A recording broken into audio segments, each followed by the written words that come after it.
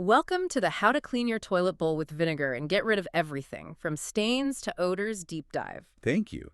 Glad to be here for this one. Yeah, so what if I told you that the most aggressive, highly effective chemical solvent in your home isn't actually locked in some child-proof cabinet under the sink? Right, it's probably sitting right next to your olive oil. Exactly. It's wild. Because for decades, we've all been completely conditioned to believe that tackling the most dreaded chore in the house, the bathroom, requires, gearing up for actual chemical warfare. Oh, absolutely. The whole hazmat suit routine. Yeah. You know the routine. You throw open all the bathroom windows, you crank up the exhaust fan, pull on those really thick elbow-length rubber gloves. Right, and then you just brace yourself for the eye-watering fumes. Seriously, those fumes from whatever brightly colored, heavy-duty liquid you just grabbed from the specialty cleaning aisle. Yeah, the neon blue or green stuff. Exactly. And we stare down a stubborn, hard water stain and just, assume that only a toxic synthetic cocktail can possibly defeat it. Which is just so far from the truth. Right. And that's why today we are completely flipping that script. We are indeed. Because the entire paradigm of how we approach household maintenance, specifically for those truly stubborn areas like bathroom porcelain, it's shifting. And it needs to shift. Yeah, what we're exploring today is a really profound departure from that whole hazmat suit methodology you mentioned. And that is exactly our mission for this deep dive today. We are speaking directly to you, the listener. Yep. Whether you're currently staring down a disastrous bathroom situation or you're just sort of mentally preparing for your weekend chore list, we're going to show you how a completely mundane, everyday pantry staple can entirely replace those harsh chemical cleaners. Pretty amazing once you actually understand the mechanics of it. It really is. We are working through this brilliantly eye-opening piece from the Spruce, written by Maria Sabella, which targets the absolute toughest spot in any home, which is, of course, the toilet bowl. The one nobody wants to clean. Nobody wants to do it. And the ultimate prize here, we are going to map out exactly how to achieve a sparkling, genuinely odor-free bathroom without compromising your indoor air quality, Or your wallet, honestly. Yeah, we're swapping the specialty aisle for the kitchen cabinet. I love that. But I think it's important to set the tone right out of the gate here. Absolutely, because when we talk about using pantry staples, it's very easy to just dismiss it as a fleeting internet life hack. Oh, totally. Like one of those things that looks incredibly satisfying in a quick 15-second video, but it fails completely when you try it on actual calcified grime in your own house. Right, like, oh, I poured this thing and nothing happened. Exactly. But this is not a hack. This is a highly practical, incredibly effective application of foundational chemistry. All right, let's unpack this, because before we just start blindly pouring, salad dressing ingredients into the toilet bowl, we really need to understand the why. We do. We're looking at the natural mechanisms that neutralize odors and break down structural buildup. Because we have to move past the simple premise that, vinegar cleans things and actually look at the invisible mechanism at work. Yeah, it's about understanding the specific types of minerals and grime found in our municipal water systems. So why is this specific, slightly sour liquid the absolute hero of the bathroom? Well, what's fascinating here is the specific active ingredient doing the heavy lifting, which is acetic acid. Acetic acid, okay. Right. And to really appreciate what acetic acid does, we first have to understand the enemy. The grime. Well, more than just grime. When you were looking at those stubborn brown or maybe chalky white rings in a toilet bowl, you aren't usually looking at biological dirt. Wait, really? What is it then? You are looking at mineral deposits. We commonly call it limescale or hard water stains. Yeah. But if we look at this on a geological level, those stains are essentially rocks. Rocks, like actual geological formations just happening inside the plumbing. Precisely. Think about it. Rainwater falls, naturally absorbing carbon dioxide from the air to become slightly acidic. Okay, tracking with you. As it filters down through the earth, through layers of limestone and chalk, it dissolves minerals like calcium carbonate and magnesium. Oh, and that's the water that ends up in our houses? Exactly. That mineral-rich water is what gets pumped into your home's plumbing. So when that water sits in a porcelain bowl and slowly evaporates, it leaves the rocks behind. It leaves those dissolved minerals behind. They crystallize. They form this rigid, highly alkaline matrix that is bonded directly to the porcelain. Wow. So when you are scrubbing a hard water ring, you are literally trying to scrub away a solid rock formation. You are. And that makes so much sense when you think about why regular soap does absolutely nothing to a hard water ring. Right, because soap is designed to bind to fats and oils, right? Exactly right. So it just like slides right off a crystallized mineral deposit. Yeah. Soap is a surfactant. It reduces surface tension to lift grease. It is utterly useless against calcium carbonate. Okay, so this is where the acetic acid comes in. Yes. Acetic acid is a weak organic acid, but it is uniquely suited to target alkaline mineral deposits. How does it actually do that, though? When acetic acid encounters calcium carbonate, a localized chemical reaction occurs. The acid doesn't just wash over the stain, it actively trades ions with it. Trades ions. Yeah, it donates protons to the carbonate molecules, forcing those rigid chemical bonds to break apart. That sounds intense. It is. The reaction actually produces water, a soluble salt called calcium acetate, and carbon dioxide gas. So it literally dissolves the structural integrity of the rock so it can just be flushed away. So instead of thinking of this like scrubbing Bert, we should really be thinking of it like melting a structure. I like that. It's like if his mineral stains were a tightly built Lego wall, right? Sure. If you use soap, you're basically just sliding a wet sponge over the plastic mix and nothing happens. Nothing at all. But the acetic acid is like a liquid, like a bunch of microscopic Pac-Man that actually melts the plastic connections between the blocks. That is a much more accurate way to visualize it. You are manipulating the pH levels to destroy molecular bonds rather than just relying on the physical abrasion of your shoulder muscles. Because my shoulder muscles definitely give out after a few minutes of scrubbing. Oh, absolutely. Mhm. And, the benefits of acetic acid extend far beyond just structural mineral breakdown. What else does it do? It also naturally loosens the everyday grime, the biofilm, and the soap scum that trap bacteria. And furthermore, and this is a critical point raised in the source material, it acts as a true odor neutralizer. Okay, let's definitely talk about that. Because the bathroom odor issue is usually what drives people to buy the most intensely chemical products on the shelf in the first place. Oh, for sure. We've all walked into a bathroom that smells like a mix of biological odors and like overpowering artificial pine needles. It's suffocating. It really is just awful. Well, that suffocating feeling is the result of odor masking. The vast majority of commercial bathroom cleaners rely heavily on synthetic fragrances. So they aren't actually removing the smell. No, they do not remove the molecules causing the bad smell.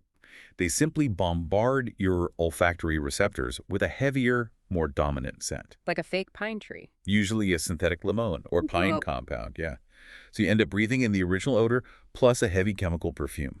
Gross. The acetic acid in vinegar works entirely differently. It actually interacts with the volatile organic compounds that cause bad odors. The one's already in the air. Right, particularly the alkaline ones like ammonia, which is obviously very prevalent in bathrooms. Yeah, unfortunately. The acid alters their chemical makeup, neutralizing them at a molecular level. Huh. It literally stops the molecule from being able to register as a bad smell in your brain. That is a massive distinction for you, the listener, to grasp. It's the difference between like spraying air freshener over a full trash can versus actually taking the trash out and washing the bin. Exactly. The odor isn't hidden. It no longer exists. Which brings up a really powerful quote from the source material. The article features Marla Mock. Yes, she's the president of Molly Maid. Right, a highly experienced cleaning professional, and her insight perfectly captures why this natural approach is such a paradigm shift. What did she say exactly? She emphasizes that because of vinegar's acidity, it can dissolve these tough mineral deposits and build up, quote, without chemical strength. That specific phrase, without chemical strength, is just a brilliant observation of how we've been marketed to. Right, like we need the strongest stuff possible. For decades, the cleaning industry has equated the concept of strength with harshness, toxicity, and danger. Like if it's not burning your eyes, it's not working. The implication is that if a product doesn't burn your lungs a little bit, it isn't strong enough to clean your house. Which is crazy when you think about it. Mock is pointing out the fallacy there.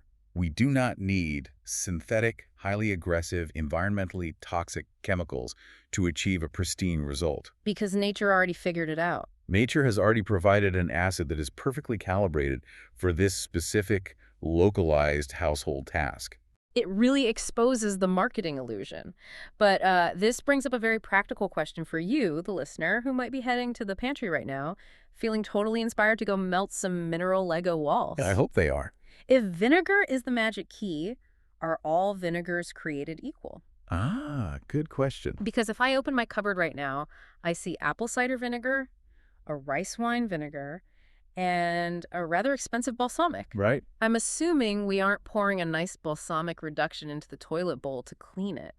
I would strongly advise against using your balsamic reduction for plumbing maintenance. Yeah, that seems like a waste of good dressing.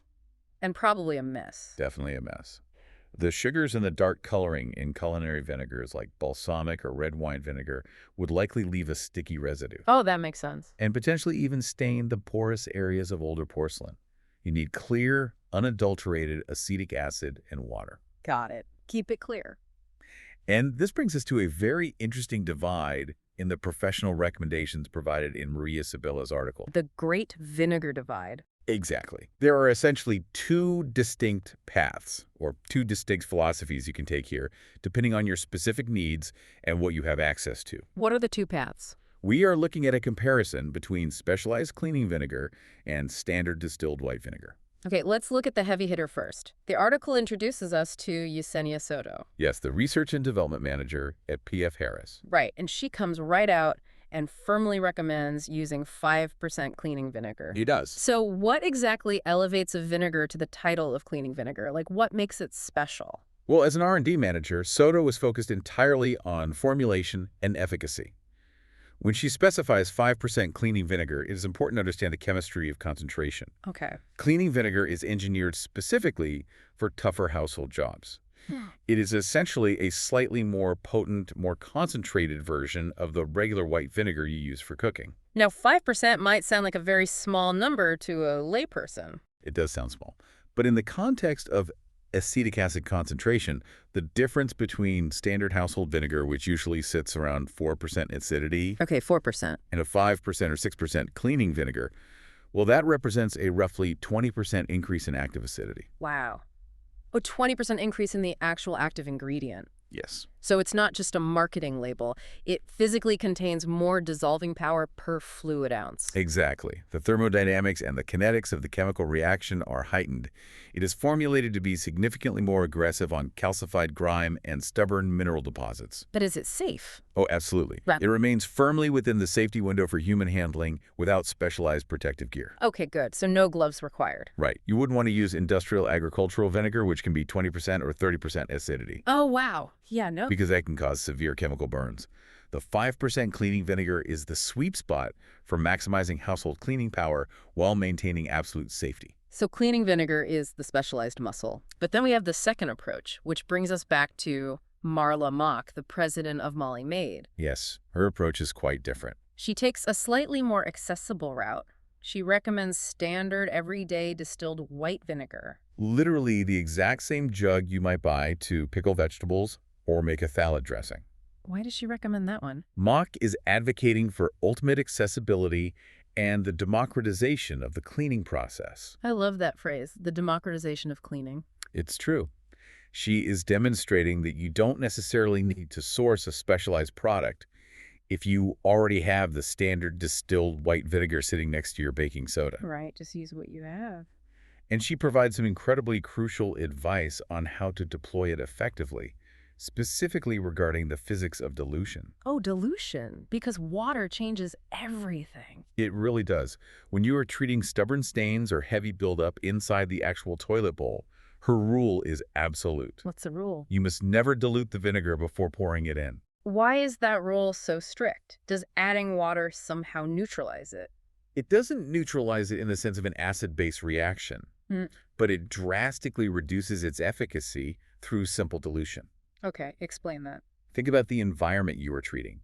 The toilet bowl already contains a significant volume of water. Right. If you take a standard 4% distilled white vinegar and dilute it with water in a spray bottle before spraying it into a bowl that is already full of water, Oh, I see.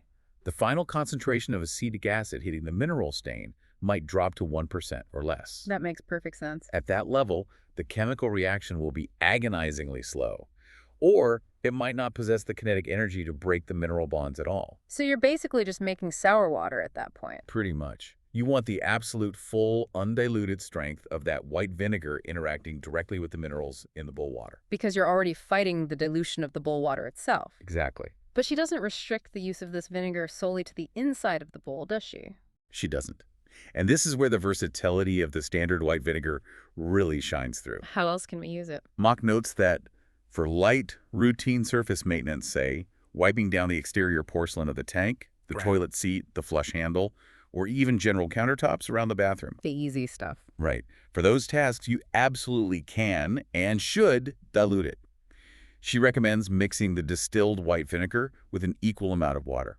So you are creating a 50-50 solution. Exactly. Because you aren't fighting calcified rock formations on the toilet seat. No, thankfully. You're just wiping away superficial dust and light biological matter. Precisely. On external surfaces, you are primarily utilizing the vinegar for its ability to cut through light oils from human skin, remove superficial dust, and utilize its odor neutralizing properties. And 50% is enough for that. 50-50 dilution is more than potent enough for those tasks. Yeah. And this strategy allows you to stretch your supply of vinegar significantly further, Making it an incredibly economical choice for everyday maintenance. while still reaping all the natural benefits, yeah. I really appreciate the beauty of this versatility for you, the listener. It meets you exactly where you are in your household management journey. It really does. If you're someone who prefers to have dedicated, optimized supplies for specific chores, you can absolutely go out and purchase the 5% cleaning vinegar that Yesenia Soto recommends. You get that 20% boost in acidity for the deep cleans. Right. But if you are in a pinch, or if your goal is to radically streamline the number of plastic bottles under your sink, that incredibly cheap culinary distilled white vinegar in your kitchen cabinet is fully endorsed by the president of a major national cleaning company. You are not compromising on hygiene or cleanliness just because you are using a food-safe pantry staple. Which strips away the mystique of household chores, honestly. It proves that maintaining a pristine living space doesn't require exclusive knowledge, expensive branded products, or a degree in synthetic chemistry. It just requires an understanding of basic natural reaction. That's all it takes. Absolutely. Before we get to the step-by-step methods, take a moment to visit Kindeke Carpet Cleaning on Google for your home cleaning needs. Great. So now that we have a solid grasp on the underlying science of acetic acid, and we've examined the two primary tools at our disposal. The highly concentrated cleaning vinegar versus the highly accessible white vinegar. Right. It is time to talk about tactical execution. Yes, this is where the theory hits the porcelain. Literally. We are going to walk through the exact step-by-step battle plans for the bowl. We are laying this out chronologically so you, the listener, know precisely what to do, what to expect, and most importantly, why you are doing it from the second you unscrew the cap. Let's start with the aggressive approach. Okay, the Yesenia Soto method, utilizing the 5% cleaning vinegar. Soto's method is highly calculated. It is designed for maximum chemical impact on severe mineral buildup. So what's step one? Step one is straightforward, but relies on a specific volume. You need to pour exactly 2 cups of the 5% cleaning vinegar directly into the toilet bowl. Okay, 2 whole cups. That seems like a lot. Is that just to ensure coverage? It's not just coverage. This isn't a situation where you just splash a little bit in and hope for the best. It is about maintaining critical mass within a diluted environment. Going back to the bowl water issue. Right. As we discussed earlier, the bowl contains a large volume of water. If you only pour in a 1/4 cup of vinegar, the overall acidity of the bowl water will barely shift. So you need volume to overpower the water. By introducing a full 16 ounces, 2 cups of 5% acidity, you are forcefully altering the pH of the entire body of water in the bowl. Wow. Ensuring that the concentration of acetic acid remains high enough to actively attack the mineral deposits submerged beneath the waterline. Okay, so the bowl is loaded. 2 cups are in. Yeah. And then comes step 2, which honestly might be the hardest psychological hurdle for those of us who view cleaning as a task to be rushed through. The waiting game. The waiting game. Soto explicitly states to let that vinegar sit in the bowl for 30 to 60 minutes. Now, I have to push back here. Hold on, 60 minutes. If I'm dedicating time to cleaning the bathroom, my goal is to be in and out in 15 minutes max. Both people feel that way. Right. Is that hour-long soak genuinely doing necessary chemical work, or is that just an exaggerated overkill precaution? It is absolutely not overkill. It is the most critical phase of the entire operation. Seriously. Yes.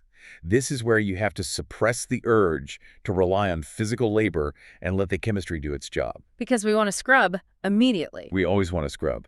But remember our Lego wall analogy. Yeah, melting the plastic connections. The acetic acid needs time to seep into the microscopic crevices of the calcium carbonate. It needs time to trade those ions, to break those molecular bonds, and to generate the carbon dioxide gas that helps lift the stain away. Okay. This chemical reaction is highly effective, but it is not instantaneous. So if I pour it in and immediately grab the brush and start scrubbing like a maniac, what am I actually doing? You are almost entirely wasting the chemical advantage of the vinegar. Oh, man. If you scrub immediately, you are relying solely on the mechanical friction of the plastic bristles against the rock-hard mineral deposit. Which is why my shoulder hurts. Exactly. You will exhaust yourself, you might scratch the porcelain, and you likely won't remove the deepest layers of the stain. That makes total sense. Giving the acid a 30 to 60-minute window changes the physical properties of the stain. It softens the limescale, it weakens the structural integrity, it turns a rigid rock into a soft, yielding paste. You have to let the tool do the work. Precisely. It requires a shift in how we schedule the chore. You pour the vinegar, you walk away, you fold a load of laundry, you answer some emails, and then you come back. It's actually less active work for you. True. Okay, so an hour has passed, the chemistry has happened. Now we are on step 3. The fun part? This is where you finally grab your toilet brush and scrub the inside of the bowl. But Soto makes a point to emphasize focusing specifically on the visible mineral deposits and that incredibly tricky hidden area right under the rim. The rim is notoriously difficult. Why is the rim so critical? The under-rim area is the primary deployment zone for the water entering the bowl. As water constantly flows out of those small jets under the rim, it leaves continuous, microscopic trails of dissolved minerals. Oh, so it's constantly building up right there. Over months and years, those trails build up into stalactite-like structures of calcium And carbonate. stalactites in your toilet. Exactly. And because this area is hidden from direct view and is constantly damp, it is also the prime real estate for bacterial colonies to thrive, protected by the rough surface of the mineral buildup. It's basically a fortified bunker for bacteria. That's a great way to put it. But because you've allowed the 2 cups of 5% cleaning vinegar to sit in the bowl for an hour, the acetic acid has been slowly off-gassing within the enclosed space of the toilet bowl. The vapor does work too. Yes. The vapor itself has been acting on the grime under the rim, while the liquid has softened the submerged stains. That is incredible. So now, the mechanical action of the brush is incredibly efficient. You aren't chiseling away at rock anymore. You are simply sweeping away the debris of a collapsed Lego wall. So satisfying. The brush effortlessly removes what the acid has already broken down. But what if you are dealing with a nightmare scenario? It happens. Like a stain that is truly stubborn. Let's say you just bought an older house and the previous owner clearly didn't believe in bathroom maintenance. A very common issue. The stain is dark, it's thick, and it seems fused to the bowl. Soto actually has an escalation strategy built right into steps 4 and 5. She does. She advises that if the stain resists the brush after the hour-long soak, you bring in another heavy-hitting pantry staple, baking soda. But the sequence is crucial here. You sprinkle the baking soda in after the long vinegar soak. The timing of the baking soda addition is chemically brilliant, and it addresses a very common misconception about DIY cleaning. Oh, I know what you're going to say. The volcano experiment. Exactly. Many people think you should mix baking soda and vinegar together immediately to create that satisfying, erupting volcano effect, assuming the bubbles are doing the cleaning. I've definitely done that. It feels like you're creating a super cleaner because it's fizzing so violently. It's visually dramatic, but chemically counterproductive for long-term soaking. Why is that? Baking soda is sodium bicarbonate, which is a base. Vinegar is acetic acid. When you mix them, they immediately react to neutralize each other. Oh, they cancel each other out. They do. They produce water, sodium acetate, and carbon dioxide gas, which are the bubbles.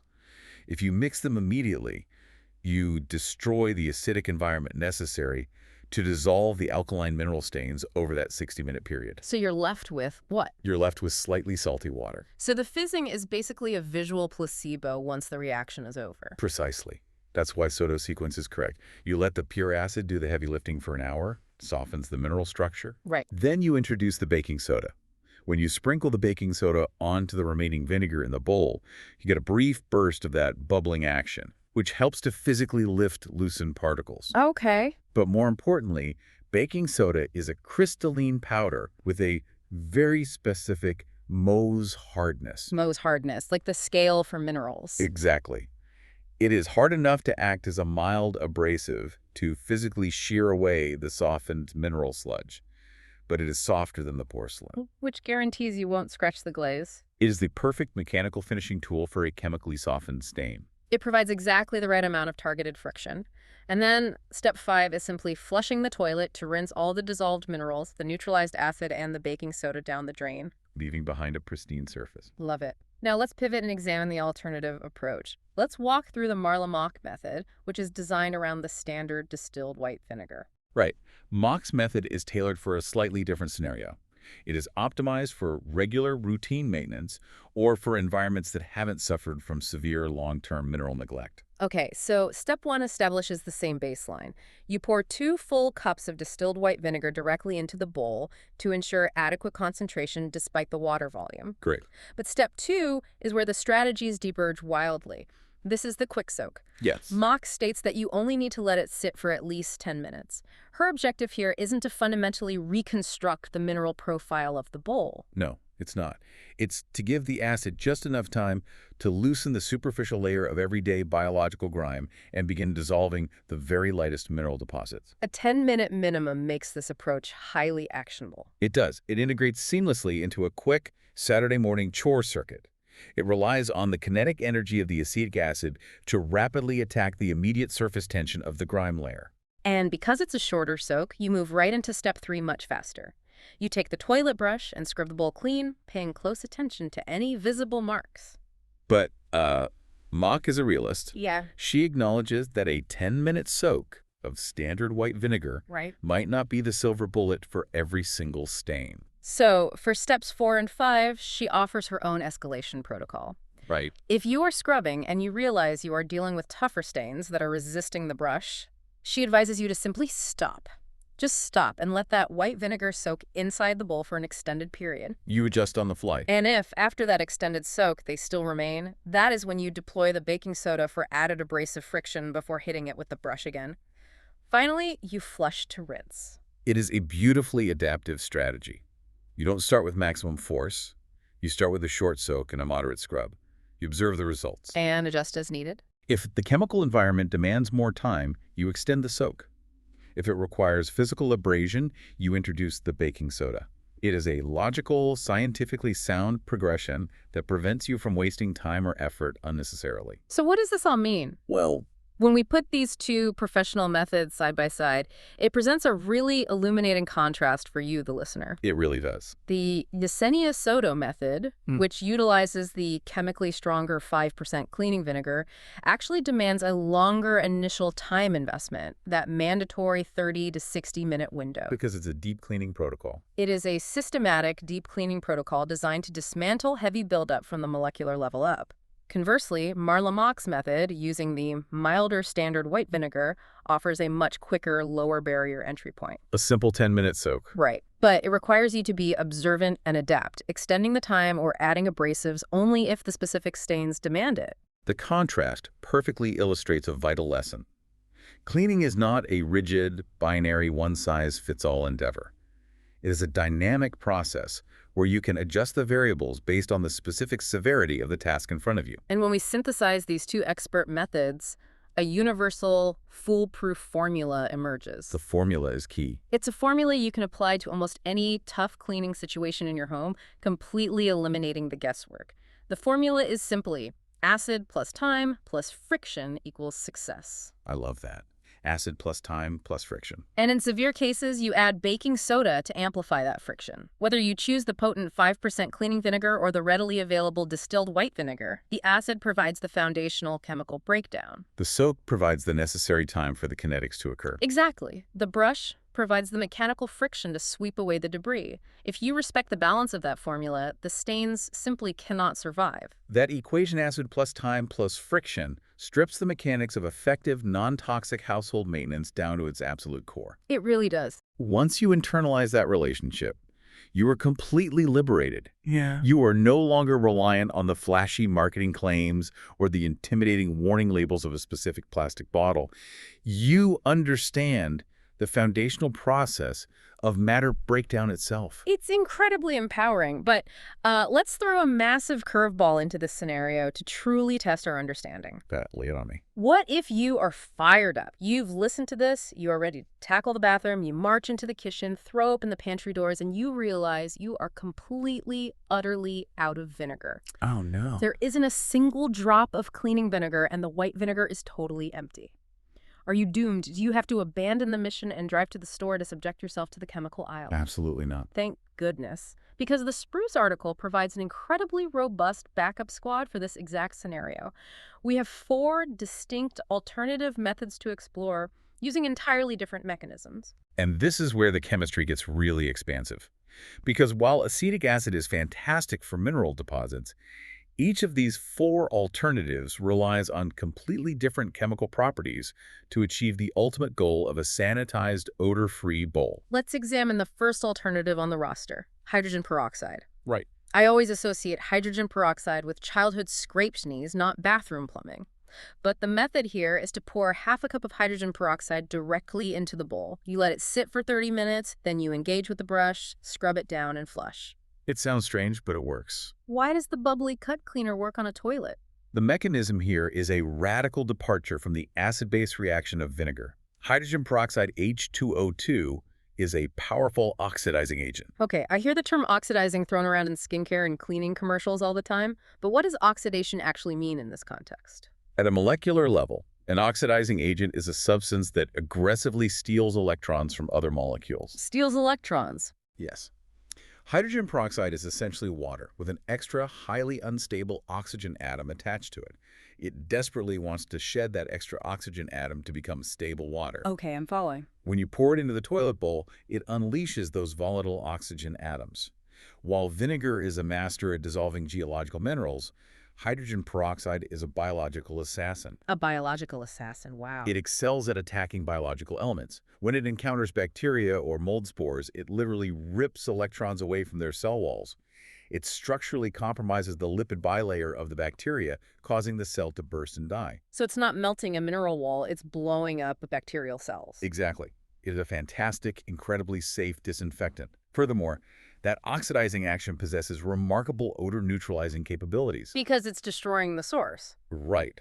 The volatile organic compounds that cause severe bathroom odors are often complex molecules. The aggressive oxidation process breaks those complex odor molecules apart into simpler, odorless components. That's amazing. It doesn't just clean the visual surface.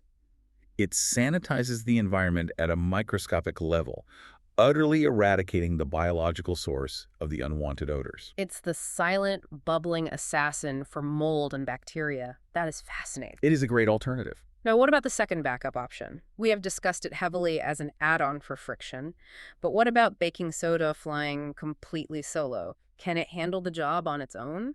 Using baking soda independently is a very different but still highly effective approach for specific scenarios. The application method here is the simplest one yet. You literally just sprinkle the baking soda directly into the water of the toilet bowl, let it sit for a quick 15 minutes, scrub thoroughly with your brush, and flush it away. Extremely simple. But if it's not an acid and it's not an oxidizer, what is it doing during those 15 minutes? As we established, baking soda provides excellent mechanical friction. The physical shape of the sodium bicarbonate crystals makes them perfect for shearing away grime. But when used solo and allowed to soak, it shines primarily as an incredibly cheap, natural, and potent deodorizing solution. Because of the pH? Yes. Baking soda is an alkaline substance. Ah. The vast majority of offensive odors in a bathroom environment, sweat, urine, damp, mildew, are acidic in nature. Ah, I see where this is going. It's an acid-based neutralization just inverted from the vinegar method. Precisely. The alkaline baking soda naturally attracts, absorbs, and neutralizes those ambient acidic odor molecules in the water and the air immediately surrounding the bowl. Okay, but it won't handle the hard water. To be clear, a solo baking soda treatment will not dissolve deeply calcified hard water minerals the way an acid like vinegar will. It doesn't have the chemical capability to melt the Lego wall. Good to know. But for a quick, midweek visual refresh, profound deodorization, and the physical removal of superficial biological grime, it is a wonderfully effective zero-toxicity tool. It's the ultimate quick refresh, odor eliminating tool. Now, the third alternative brings us back to a much more traditional, culturally recognized cleaning product, but the source material includes a very specific, highly technical caveat. We are talking about bleach. Yes, bleach. Bleach is undeniably the heavy artillery of sanitization, but Maria Sabella's article provides a critical technical requirement that most consumers completely overlook when grabbing a bottle off the shelf. Right. The physical method is simple enough. You pour half a cup of bleach directly into the bowl, scrub it immediately with the brush to distribute it, and then, and this is a unique vital step, you close the lid to allow the bleach to sit in the dark for a couple of minutes before flushing to rinse it all off. The dark part is important. But the crucial chemical detail you alluded to is this. The article explicitly states that for the bleach to be effective, it must contain a 5.25% to 6.15% concentration of sodium hypochlorite. Why is that specific decimal range so important? That concentration detail is the difference between true sanitization and merely creating a hazardous smell. Sodium hypochlorite is the active oxidizing chemical compound in liquid household bleach. Okay. It works similarly to hydrogen peroxide but is vastly more aggressive. It breaks down protein structures in bacteria and viruses with incredible speed. However, bleach degrades over time. Oh, it goes bad. It does. Okay. Especially when exposed to light or heat. If you buy a generic bargain brand bleach, or if you are using a bottle that has been sitting in a hot garage for 2 years, the concentration of sodium hypochlorite might have degraded to 2% or 3%. So it smells like bleach, but it doesn't have the teeth to actually kill the pathogens. Exactly. At a low concentration, it won't effectively eradicate the resilient bacteria, mold spores, and viruses you are trying to destroy in a toilet bowl. What if you buy the super strong industrial stuff? Conversely, industrial bleaches with concentrations of 10% or higher are unnecessarily hazardous for a simple residential chore. They pose a severe risk of respiratory irritation and chemical burns. So it's all about the sweet spot. The 5.25% to 6.15% window is the chemically established sweet spot. It ensures the solution is highly lethal to pathogens while remaining relatively safe for consumer handling. It is inexpensive and universally available, but the burden is on you to check the tiny print on the label to ensure you possess the right tool for the job. And I want to highlight the physical step of closing the lid after scrubbing. It's such a simple action, but it's a great reminder that bleach fumes are incredibly strong and potentially harmful if inhaled in a poorly ventilated space. Yes, very important safety measure. By closing the lid, you are containing the volatile fumes within the bowl itself, allowing the chemical vapor to concentrate and do its rapid oxidizing work on the rim and exposed porcelain without filling your house with a toxic cloud. Excellent point. Finally, let's look at the fourth member of our backup squad. And honestly, this one might be my absolute favorite because it feels like a magic trick. Lemon juice. It is a fantastic, entirely naturally occurring, and highly aromatic alternative. The method here is almost culinary. You take the juice of one entirely fresh lemon, or if you don't have fresh produce, half a cup of bottled lemon juice, and you pour it directly into the toilet bowl water. Right. You let it sit for a substantial 30 to 60 minutes, mirroring the heavy-duty vinegar soak. Then you scrub it clean with your brush and flush. I love this one because it is nature's beautifully scented, heavy-duty acid. It really is. Think about the mechanics here. It is working on the exact same acidic principles as the vinegar we spent the first half of this deep dive discussing. The chemical parallels are remarkable. We discussed acetic acid in vinegar. Lemons contain a high concentration of citric acid. Okay. While their molecular structures are different, citric acid is slightly heavier and more complex. Their behavioral properties in this context are nearly identical. So the citric acid is acting just like the acetic acid. It is actively trading ions, dissolving the calcium carbonates, melting the structural integrity of the mineral stains, and turning a simple, bright yellow piece of fruit into a heavy-duty geological grade cleaner. And the absolute best part, your bathroom smells like an actual real lemon orchard, not a synthetic imitation manufactured in a lab. Exactly. Both citric acid and acetic acid fundamentally lower the pH of the water environment.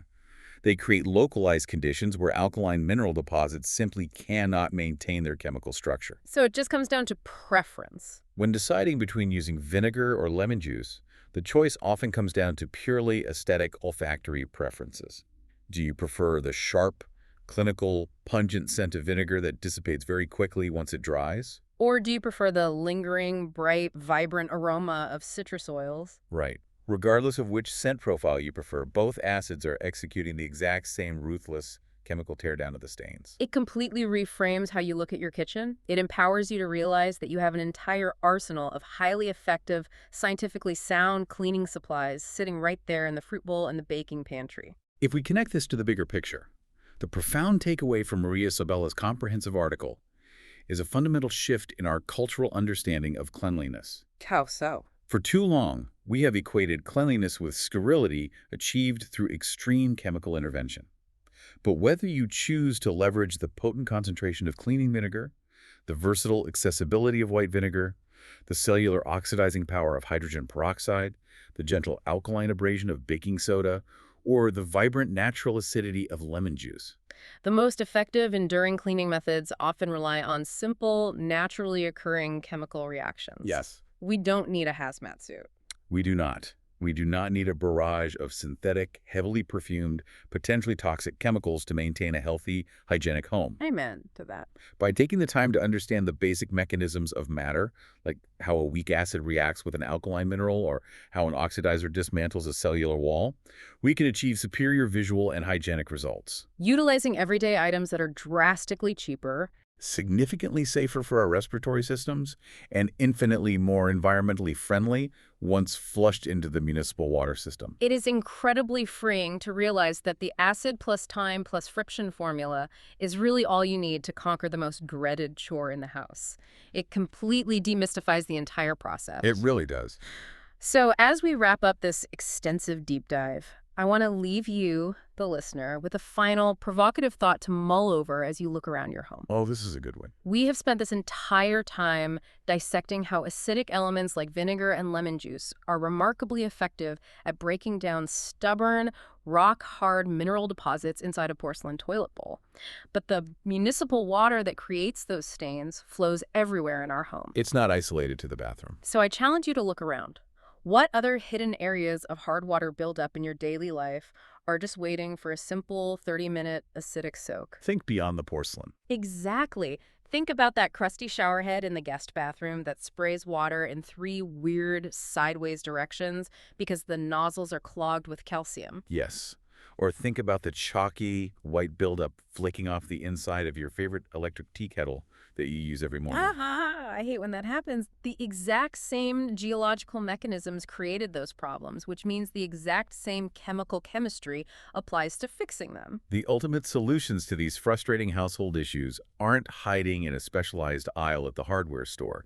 They are already sitting on the shelf in your kitchen. It is an open invitation to apply this foundational chemical knowledge throughout the entirety of your house, transforming how you maintain your environment. A total game changer. Exactly. Don't forget to visit Kindeke Carpet Cleaning on Google. Thank you for listening to the How to Clean Your Toilet Bowl with Vinegar and Get Rid of Everything from Stains to Odors podcast.